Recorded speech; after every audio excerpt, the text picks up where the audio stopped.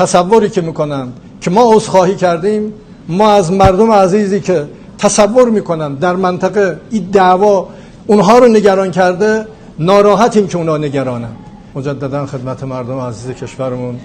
عرض سلام و ارادت داریم و از مردم عزیز کشورمون که با قدرت، با صلابت و با شور و شوقی که در صحنه دارن دشمنان ما رو دارن ناامید میکنن قدردانیم.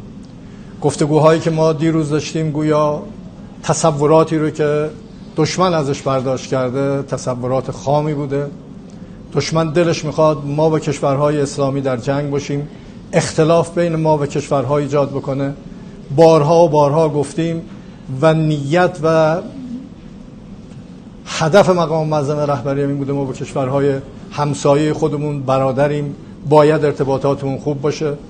اما اتفاقی که داره رخ میده اینه که از هر کشوری بخوان به خاک ما حمله کنن و تجاوز کنن، طبیعتا ما مجبوریم جواب اونها رو بدیم و این چیزی رو که میخوایم جوابشون رو بدیم معنیش این نیست که ما با او کشور دعوا داریم، معنیش این نیست که ما خدای نکرده میخوایم مردم اونجا رو ناراحت بکنیم بالاجبار، چون به ما حمله کردن مجبوریم جوابشون رو بدیم و هر مقدار این فشاری که اینا وارد میکنن بیشتر باشه قدرت برخورد ما طبیعتا بیشتر خواهد بود.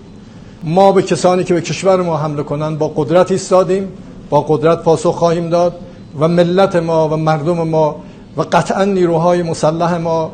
و همه بسیجیانی که هستن در تمام نقاط کشور حضور دارند و با تمام وجود از مملکتمون دفاع خواهند کرد و خوابی رو که اونا دیدن قطعا آشفته خواهند کرد. و تصوری که میکنند که ما عذرخواهی کردیم، ما از مردم عزیزی که تصور میکنند در منطقه این دعوا اونها رو نگران کرده ناراحتیم که اونها نگرانند،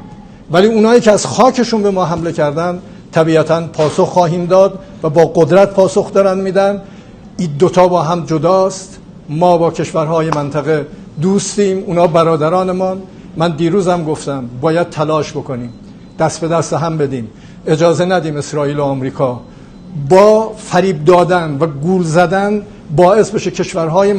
منطقه در مقابل هم بایستن. دیروز گفتم و امروزم میگم